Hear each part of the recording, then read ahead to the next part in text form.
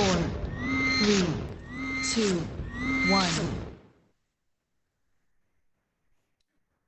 Any design involves a series of decisions.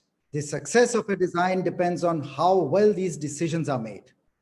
Traditionally, most design decisions are made with intuition, based on the designer's knowledge and sensibilities. Gradually, such decisions have come under question. Therefore, most designers today look for evidence to support their decisions and articulate it to stakeholders accordingly. This is called evidence-based decision making, of which we have been a long-standing proponents. In today's day and age, technology tools are deployed for better evidence collection and improved decision making. It's here geospatial is relied upon. But the question arises, what is geospatial? How does it help? Why and how does one use it? Our master speaker of the day, Dr. Arvind Varshney, founder, principal, Sustainable Infosystems, formerly with Deloitte and also head Smart Cities Mission Management Unit, Ministry of Housing and Urban Affairs, Government of India, attempts to answer some of these questions.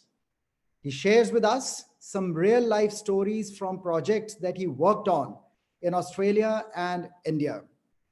It might give you some insights into how you can use geospatial in your own work.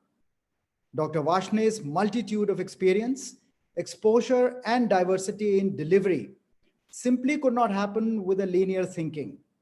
This requires a multidisciplinary approach, the pillar on which stands Digital Arts Forum, our collaborative platform for artists, architects, creatives, and designers who are using technology to make the world a better place.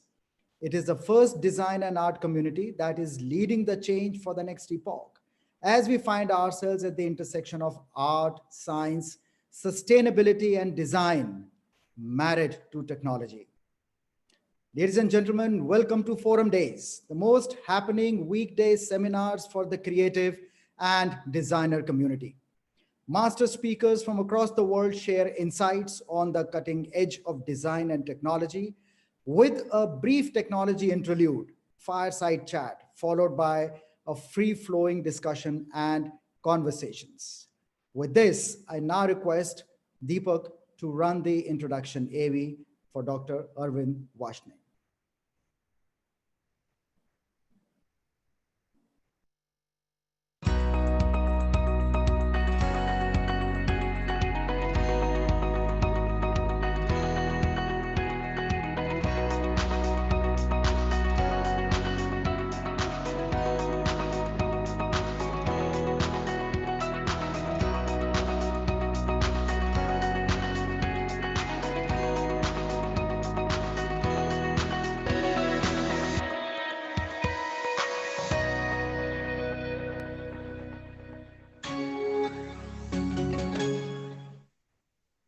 Ladies and gentlemen, please welcome Dr. Arvind Varshney.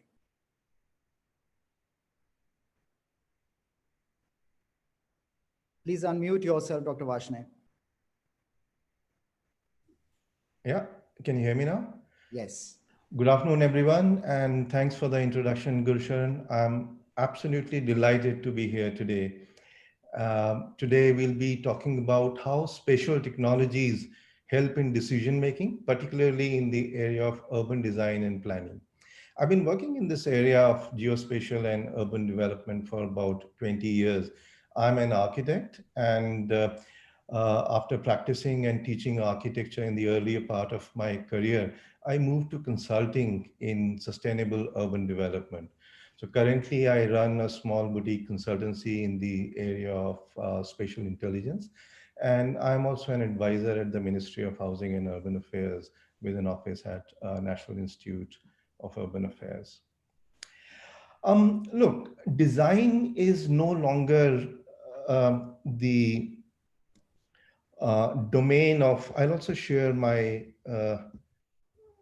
presentation before I go any further.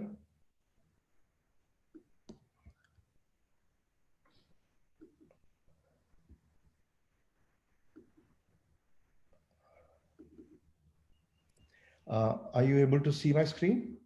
Yes, it is visible. Great.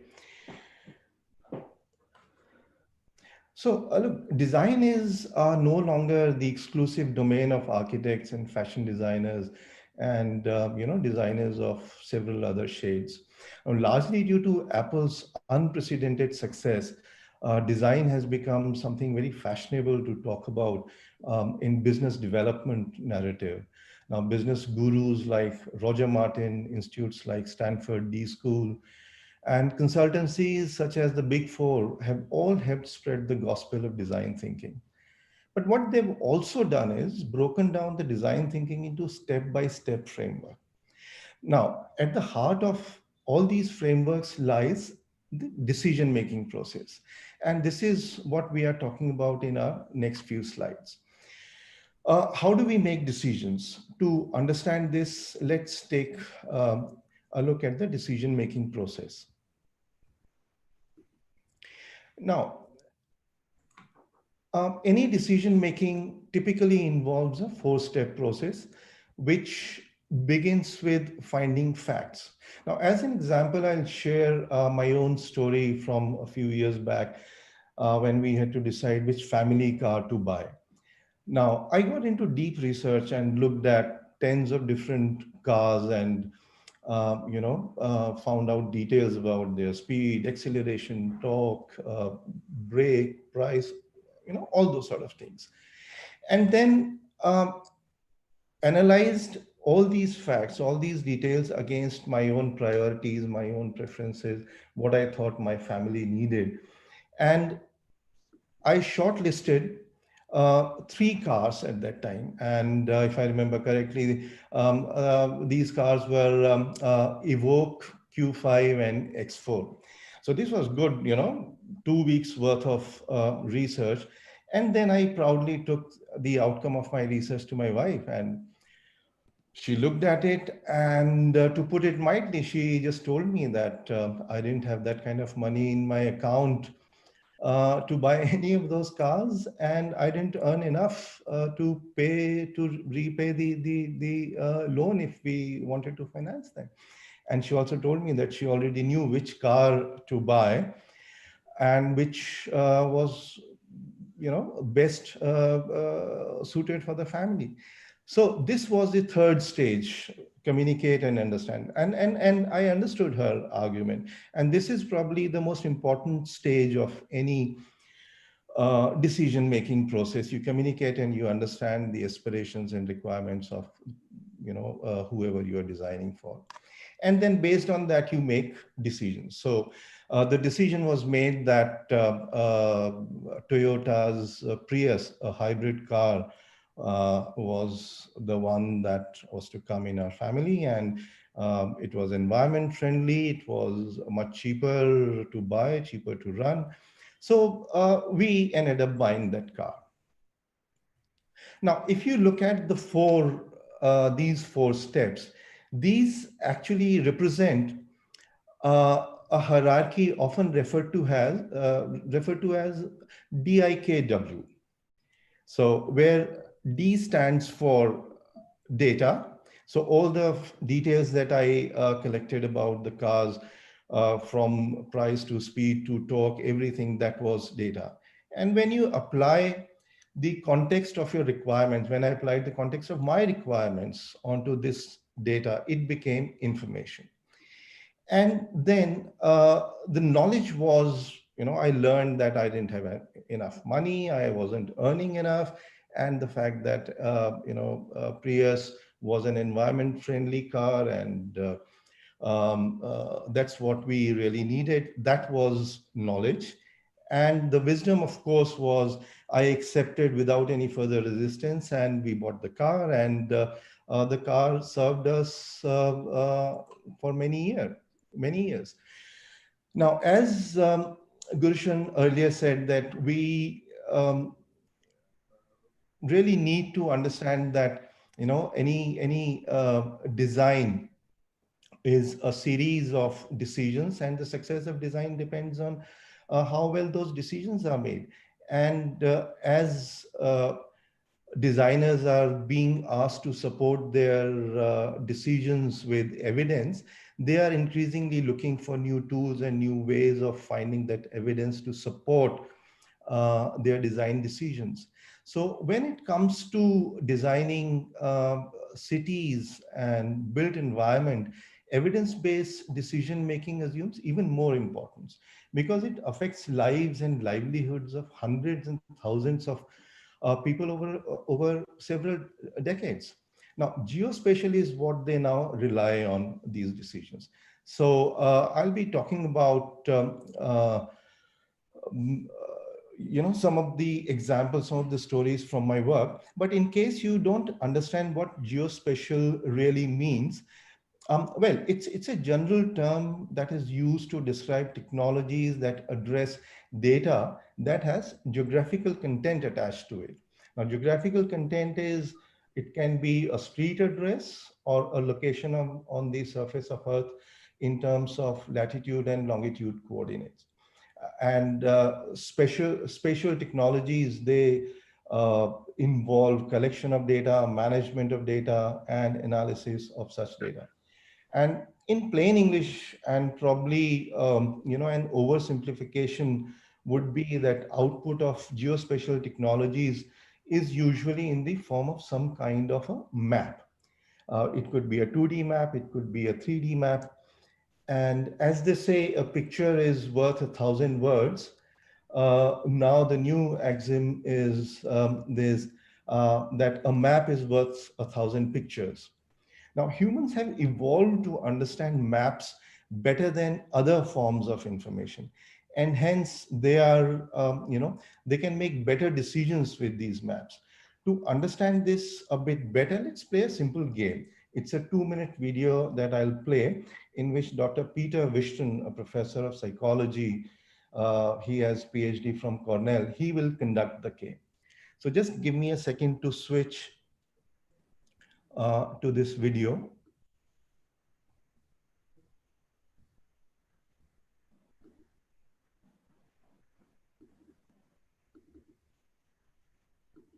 Berries is critical to your survival. So you're going to imagine this.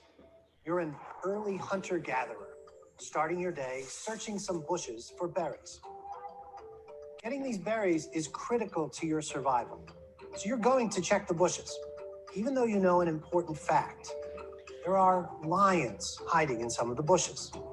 If you stick your head into a bush that has a lion in it, that's it for you. End of the line. Okay, so here is the critical information. This knowledge will save your life when you're searching those bushes. You should avoid bush numbers 9, 2, 19, 6, 20, 4, 17, 7, 10, 24, 16, and 22. Got it? It's important, so let's try again. 9, 2, 19, 6, 20, 4, 17, 7, 10, 24, 16, and 22. Okay, go ahead. Find enough berries to feed your family and survive the winter, and don't get eaten. How confident do you feel? Did you remember all of those numbers? If you're like most people, then you probably remembered a few, but not all of them. No matter how much you wanted to remember them, your brain is just not built for it. What it is built for is spatial information. Okay, here are all the lions. Here's the same information. The same thing conveyed by reading you that list of numbers. You may note that there are lions in each of the numbered spots. 9, 2, 19, 6, 20, 4, 17, 7, 10, 24, 16, and 22. Just like I said, if you look at this image for a few seconds, however, you will be able to remember where all of the lions are located. It really is the same information, but it's converted into a different format. The number labels are replaced by locations in space. Your brain also probably notices a spatial pattern here. All of the lion bushes are right next to one of the 4 corners of the space. By converting this information into a location-based format, our memory is suddenly able to perform much, much better. I'll get back to the screen, my presentation once again.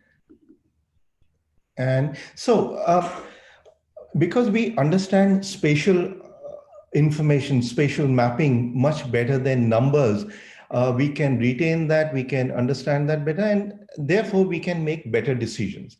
So with that background, I'll go to the next slide, which is my first story. This is from Hawkesbury. This is a local government area in New South Wales. Probably it is one of the largest in Australia. So while I was working with a company, a design firm called Hassel in Sydney, which is one of the largest architectural and design firms in the world, Hawkesbury approached us to get their residential strategy revised, under which they had to build 5,000 new houses to accommodate the expected increase in population in next 10 years. Now, they were under tremendous pressure from various lobbies, from councillors, from real estate people, residents, to allocate this land in different areas. And they all had conflicting interests. Now, they'd been working on this for quite some time, but without a consensus among these stakeholders. So they reached an impasse, and they wanted us to come up with an airtight strategy that they could get everyone to agree on. Now, this was a really large council, almost 3,000 square kilometers. It's huge, with only 65,000 people living in there. Mumbai is only 600 square kilometers with population of 18 million people. So, so finding room for 5,000 new houses shouldn't have been a big deal.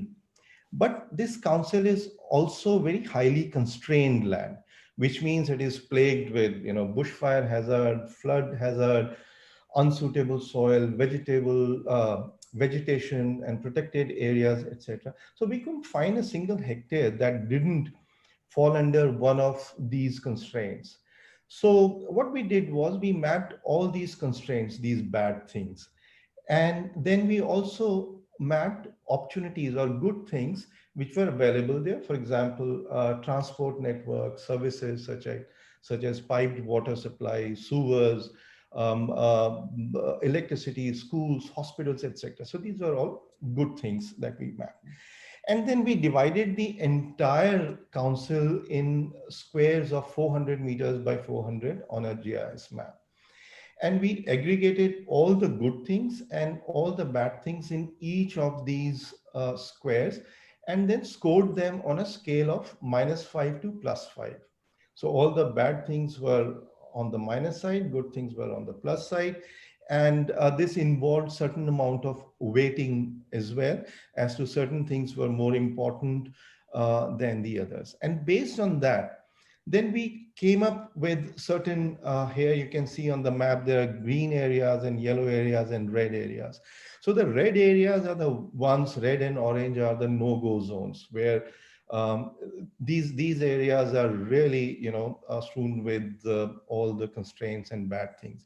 And greens and yellows are probably the areas that are most suitable for sustainable urban development. Now, this was, very evidence-based, and the council came up with all the constraints and opportunities in consultation with the stakeholders. And when they saw that, all these are being objectively assessed, they didn't have any problem in getting a consensus on this.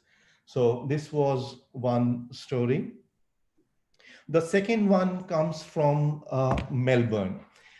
Melbourne City wanted to understand how accessible their services such as schools, libraries, health centers, childcare centers, etc. were.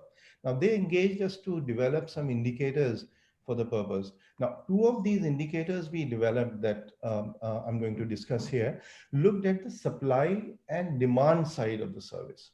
Now, we mapped the availability, all the services which you see on the left side of the map. Now, red color shows the maximum concentration of these services, which means that all the red areas had a lot of schools or hospitals or transport facilities, and the green areas had the least number of these services. So this was the supply side. So you can see the red areas are really, really on the left map, they are really, seem to be very rich and in terms of services and in terms of infrastructure. But then we looked at this supply in context of the population, which is the demand side. So that we mapped on the right side. How we did it? So for example, if there was a primary school, then we looked at how many 6 to 12-year children lived within the catchment of this school. And this catchment is usually 800 meters of radius around that. Now, if there were fewer children than the capacity of the school, um, we had spare capacity in this area and vice versa. So like this, we mapped it for all services. And what you see here is the aggregate format. So on the left is the supply, and right, what we see here is whether these services were overcrowded, were overused, or whether they were underused. So the red areas here on the right side of the map, you see are the areas where there was spare capacity that was available. There were fewer people, but more services were available. So once the council was able to identify these areas, instead of building new services right away, what they did was they changed the bylaws in the zones where there was more supply available. And these bylaws were changed to encourage more population moving into that area. So that way they saved quite a lot of money in immediate investment. So with this evidence-based strategy, they were able to convince all the stakeholders, and this came in quite handy. The third story comes from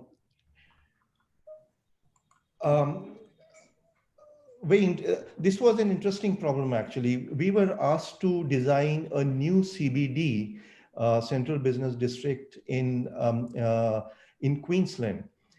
And the problem with the client was that they were not happy with the or rather, they were not sure how much green area, how much open area should be supplied, should be given within the design. And there were no standards, there were no benchmarks. So no one actually knew that how much green area is or open area is sufficient for the purpose. So what we did was we identified 6 other CBDs of the same scale and same kind of context, and looked at how much green area was provided there.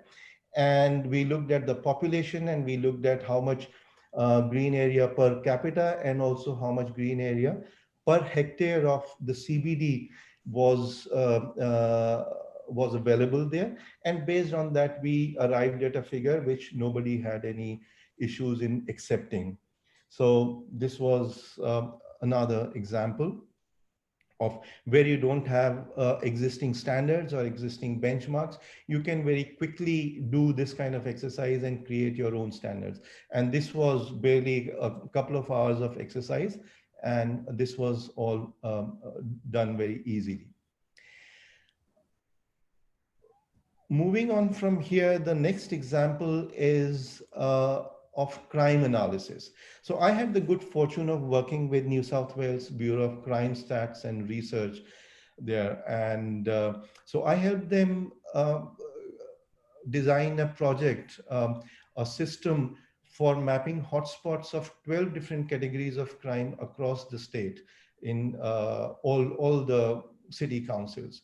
So the example you see here is that of Newcastle, and we have mapped domestic violence related assaults here. So you can see all the red spots on the left side.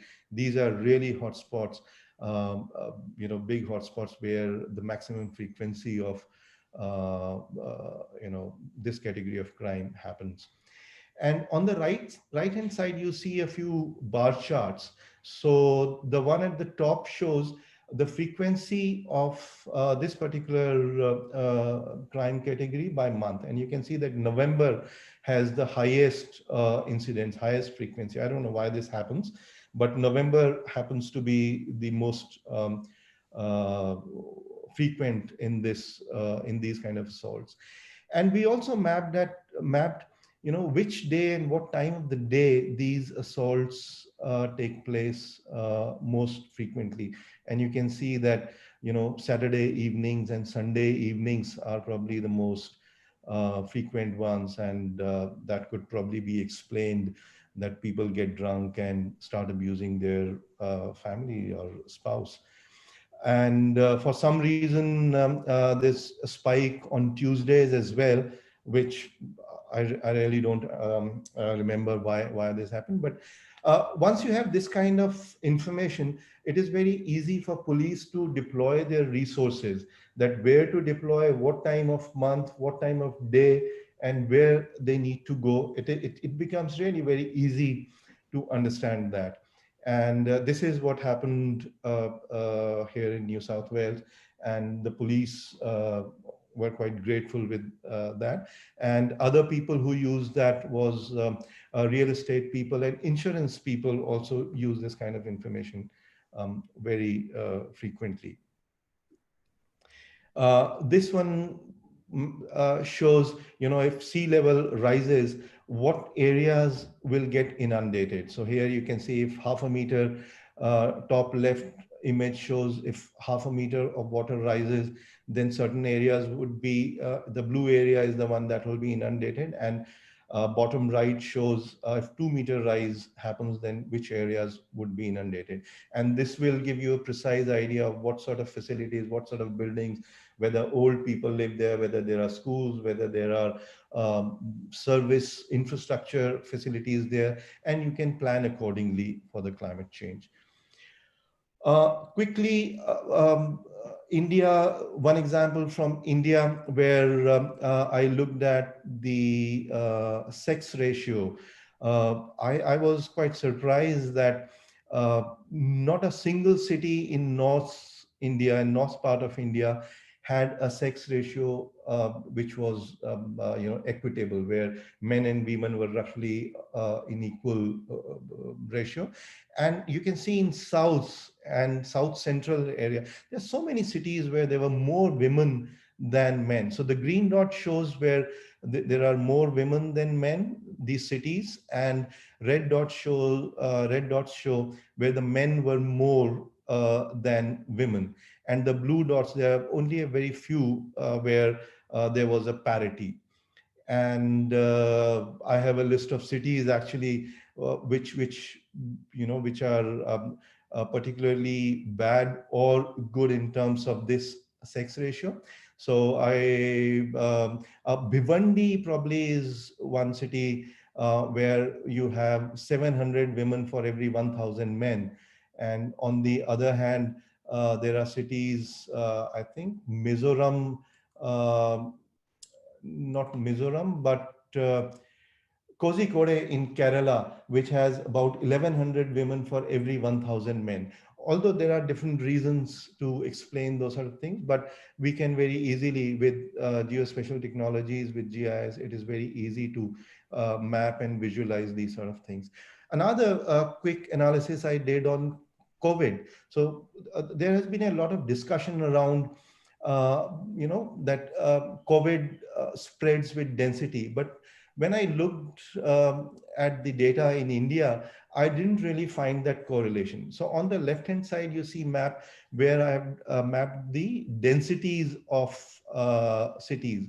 So you can see that Indo-Gangetic plain is the one where the cities, the most dense cities are packed, and rest of the country is not that densely packed. And on the right side is the number of incidents in June, on June.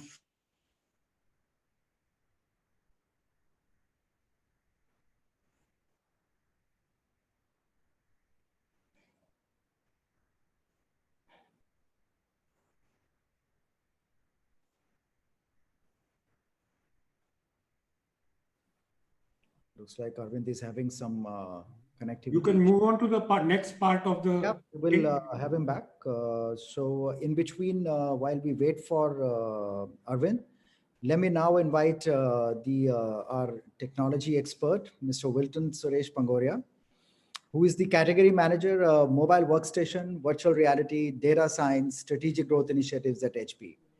He is actually an evangelist and believes in converting ideas into reality, translating them better with the help of digital tools.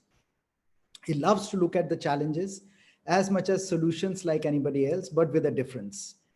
The only thing is bring in a layer of technology, which he believes is an enabler for creative pros, and can help them to enhance their creativity and take this to places. Technologies like mobile workstation and VR complement their creative workflows. He is speaking on technology is an enabler for creative pros, particularly in context of geospatial technologies. Wilton, over to you. Thanks, Dr. Dhanjal. So great presentation by Dr. Arvind. In fact, before start of this session, we were having a discussion that, we have just started on GIS as a technology, So, when we talk from a perspective of COVID-19, we all have now realized how important it is to create a balance between society and nature. So, and we'll see how the GIS is helping us. So just to add to what Dr. Arvind was propagating, the guys who does not know what is GIS, a live example for a layman is, what we are using in day-to-day life is Google Maps. You have got all the data points, your travel speed, all traffic lights, all this been mapped on a simple map, and it becomes more informative for a layman. So let me start with that. So one thing is clear, human race will not survive if we don't start thinking of sustainability. The companies who are sustainable will survive longer. And with investors, and even more investors are looking to sustainable companies. The most successful companies for tomorrow will be those not only push the boundaries of innovation, but the ones who also unlock the shared aspirations of bright future. So today scientists are not only doing a research in technical advancement, but also sustainable technologies which will yield a better results in future. Now let's talk about the GIS. Sustainability is one of the trickiest and the most difficult environmental discipline to tackle because of the disparate nature of stakeholders. Sustainability development at its essence bring together three components of any platform: environment, public health, and economy. So there are many projects which around the world wherein GIS actively on digital mapping is being used to manage the competing interest, particularly developing nations like India, where environmental protection of delicate systems is a key public health, but development is a key economic growth. And sometimes these things are in conflict. So most importantly, GIS maps are interactive. For those end users, image is best output.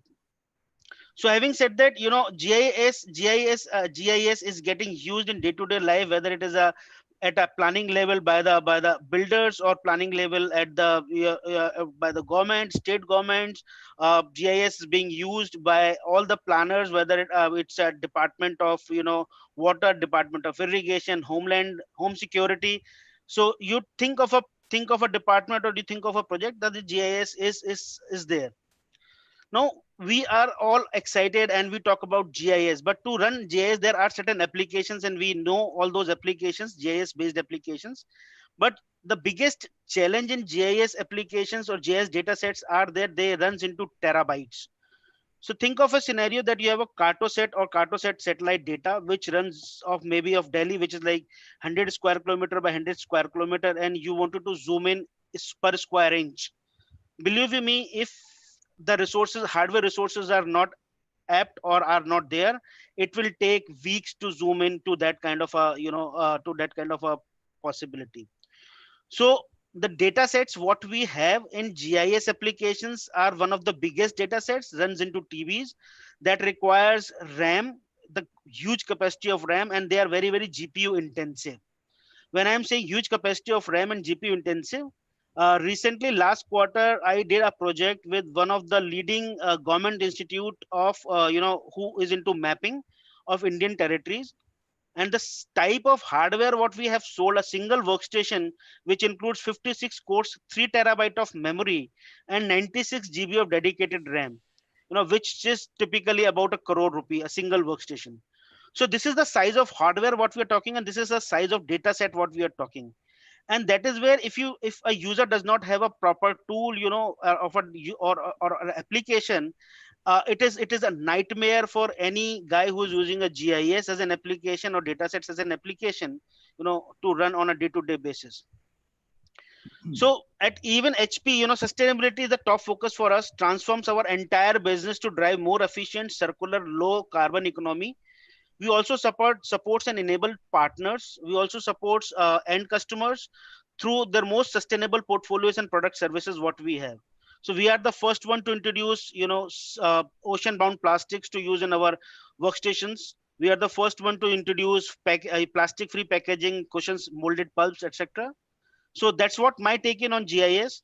GIS is an application which is, or GIS is the business which is for future, and definitely it is going to survive and will take a leaps and bounds from here.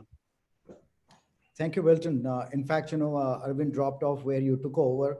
There are a couple of takeaways here. Arvind, you're already at the almost end of your presentation. Let me add a couple of things here. From Arvind's perspective, geospatial adds to the bottom line efficiencies. And from Wilton's perspective, it adds to the top line revenue growth. And if we have to, combine both the perspectives together, it kind of becomes a unique selling point, at the same time having lots of relevance and agility, particularly in a changing market environment, by innovating. So, all those things put together becomes absolutely a fantastic combination for anybody who is relying on using geospatial technologies for urban design. At this juncture, let me invite one of our experts on the panel today, Dr. M. Ramachandran. He's former Secretary Urban Development, Government of India, and former Chairman, Delhi Metro. He is also the founding father of Jawaharlal Nehru National Urban Renewal Mission, JNNURM, which later gave birth to the Smart Cities and the Swachh Bharat program. In fact, sir, you are also going to be our master speaker in our next show, and bringing in the perspective of urban development, marrying with technology. So how do you see this being leveraged for designing the future of India?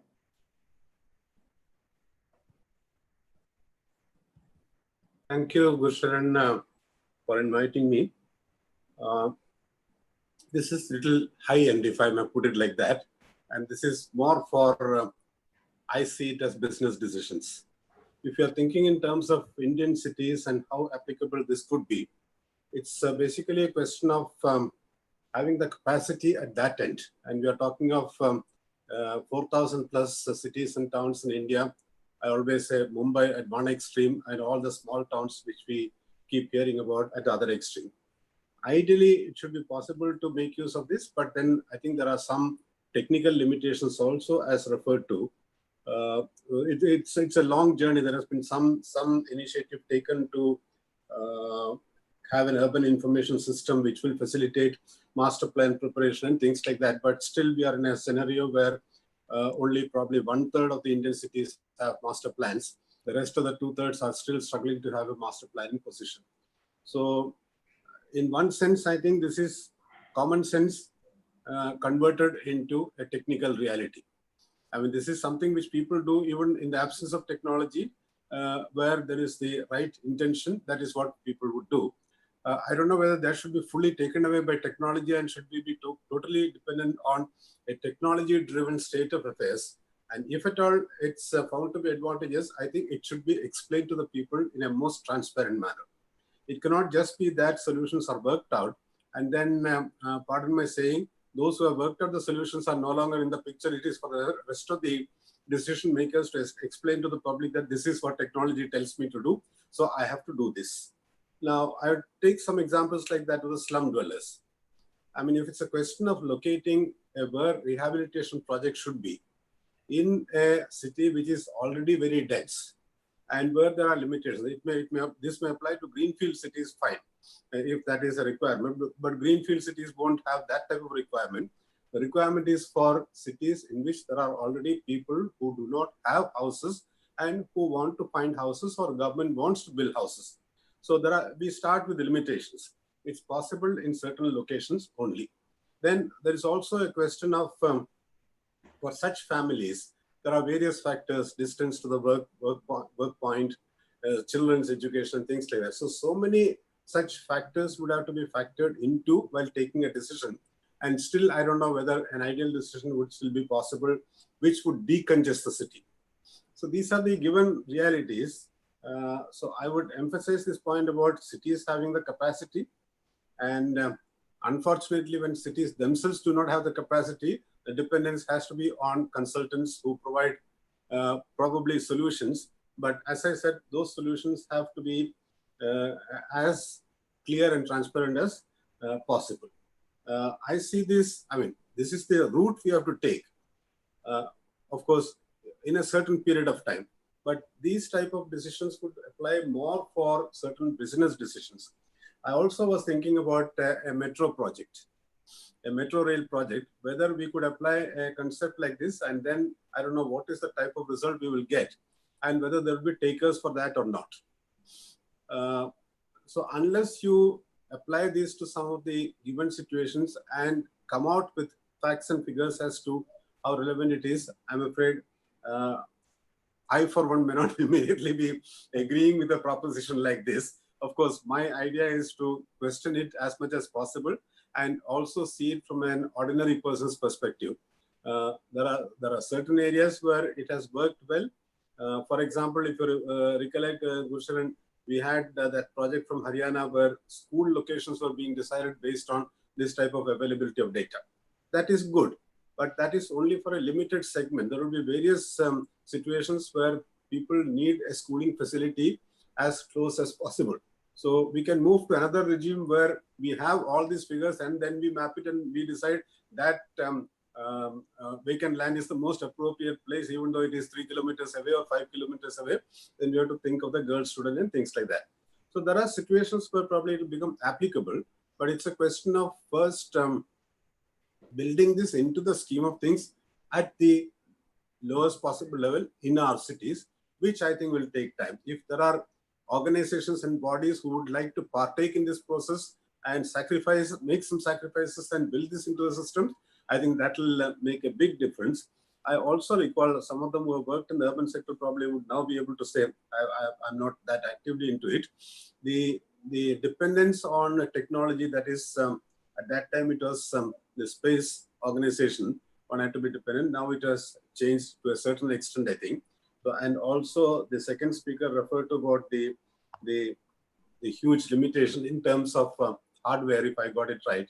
So there are issues like that. So if we can think of this at the maybe 1, 2, 3, 10 city levels, the biggest city levels where everything is possible. But we should also be able to think in terms of the 10, 20, 30 small towns where also this can be made applicable. And if it is the ideal situation, explain it to the public, the elected representatives and people.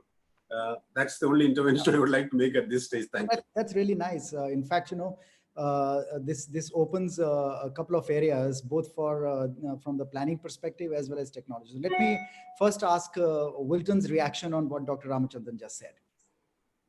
So Dr. Ramachandran was absolutely right. So it entirely, technology will not speak for itself. So as I said, no one has taught anyone how to use Google Maps. It's a live example of how GIS can be helpful in day-to-day life. So GIS map, everyone, Google Maps, everyone is using, right? No one, teaches anyone how to use it. So it entirely depends upon as an end product, how we design the product, and it is to be consumed by the end users. So today, all taxi walas who are not literate, all Ubers and all Olas are surviving only on Google Maps. Mm-hmm. Arvind, your take on this. Look, technology is only a tool. It is never a solution.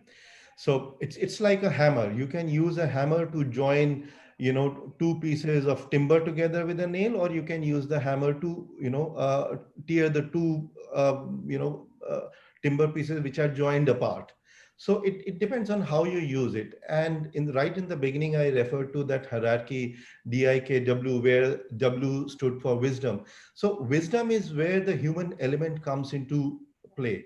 So you use technology to arrive at an evidence, and then you use your wisdom to make that decision. So yeah, and of course technology is a double-edged sword. It can be used in a meaningful way, and it can also be used in a very harmful ways.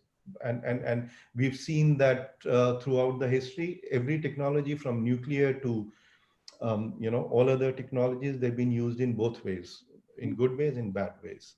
So let's look at the positive side. And on this note, I invite Dr. C. Murali Krishna Kumar, who is an information technology consultant and was until recently was with the Niti Aayog, holding senior management positions on policy formulation, IT, communication, science and technology. And he also conceived and implemented several national level projects, including Atal innovation missions. So Murali, coming from particularly the GIS background, wherein you have actually worked very, very intensively. So you got two sides of the coin in front of you. So glass half full and glass half empty. So what's your take on that? Thank you very much for having me today. Yes, as many of the speakers have said, the spatial technology is a very powerful technology. And nevertheless, it's only a tool. I mean, it all depends on us, how best we can use it and to what purpose we use it. Now, having said that, there are a couple of prerequisites which we need to have in place for the spatial technologies or GIS platforms to be effectively used. First and foremost is the digitization and digitalization of the assets and the data which one has. And when at Planning Commission, now the Niti Aayog, when we started on this particular aspect, and while we were implementing two major projects using GIS technologies, the first one was a multi-layered GIS platform specifically for location-specific planning. When the concept in the country was that, spray and pray. You give funds to everyone for a project and hope that, results will come. But rather than that, it was decided and it was felt more appropriate to identify the exact needs and, location-based requirements are mapped and funds are provided to make sure that, the interventions do yield the kind of results we are looking for. So specifically the GIS platform and the spatial technologies were used for location specific planning. As I said, the first project was to create a 23-layered GIS platform for planning purposes. Till then, we did not have the layers were available with different ministries using different standards using different specifications. The first and foremost challenge was for us to bring all these channels, all these platforms together on a common standard and a common specification so that, these platforms can talk to each other. We had created 23 layers, one residing on top of the other, which would be helpful for actual location-based planning. The second one was more localized, and we wanted to see how the same technology can be used at the city level, how the assets are used, and is there any stress on the existing assets when the assets need to be changed or repaired or modified, what goes behind all these initiatives. We wanted to have a digital platform. The entire city needs to be digitized.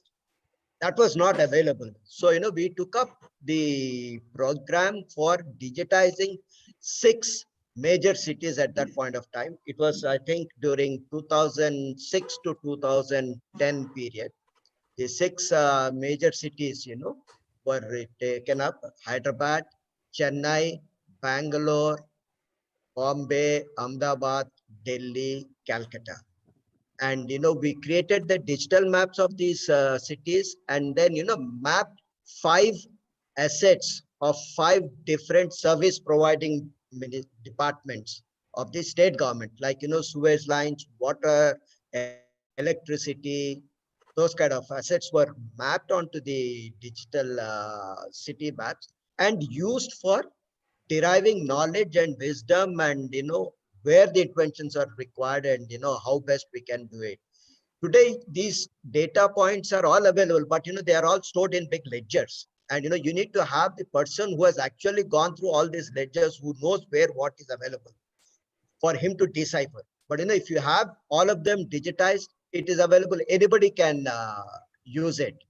Now, the second point is what we came to realize when we implemented this project is, the lack of manpower, technically qualified manpower.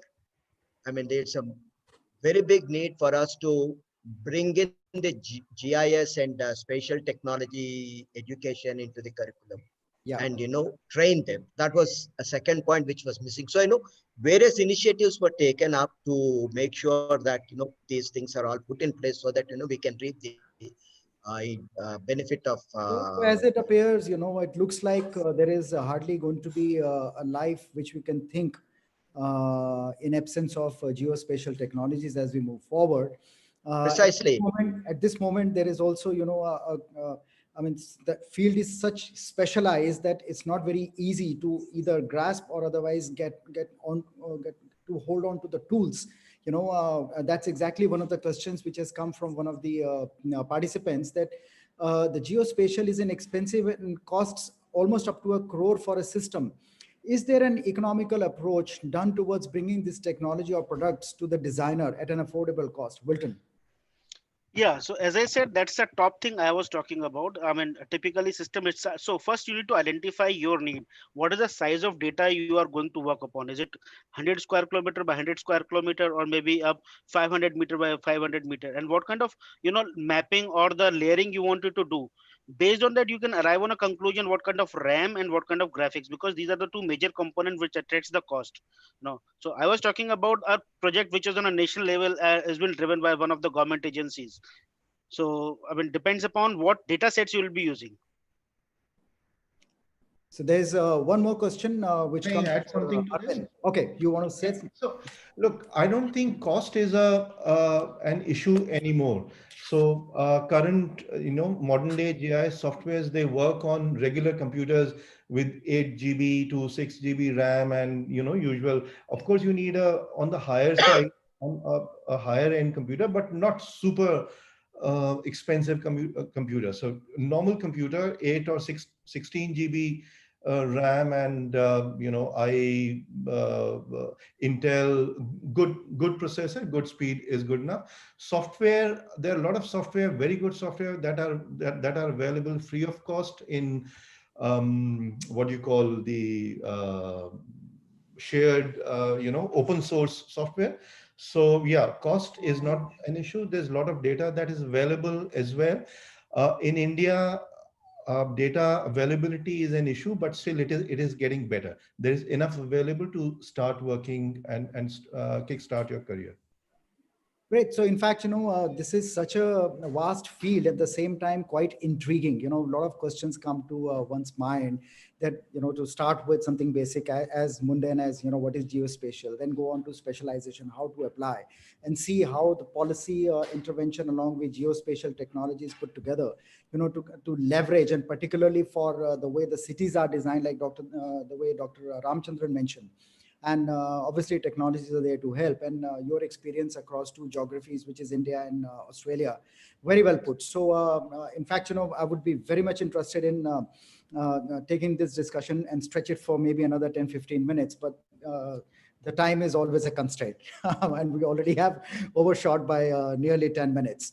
So great discussion. It's good to have you with us. It was really, really very interesting to get a cross section of opinion on that, both from the technology perspective, the policy perspective, and an information technology consulting perspective as to what is the way moving forward. But yes, looks like there is a vast field opening in front of us. So with this note, I submit my thanks to Arvind, our master speaker of the day. Thank you very much for joining us. Dr. Ramachandran, Dr. Srimurli Krishna Kumar, Mr. Wilton, Samir Kocher, and Rohan, making this show as lively as it's always been. And thank you very much once again for joining us, as well as the people, the participants. It's quite a large number, and they have also been very, very interested. A lot of questions have come in, but I wish I could ask all of them. So until next time, see you and wish you all the best, and look forward. Once again, this is a new plate that's coming up, the announcement for Dr. Ramachandran for the coming Friday, which is 17th of July. So he's going to be talking about community data and urban development. So let's brace ourselves to catch up with him and try and understand the other side of data as to how it is to be used for urban development with little bit of application of technologies. So look forward to having you with us once all over again. Thank you very much for joining us today. Bye-bye. Thank you very much for having me here. Great pleasure. Thank you.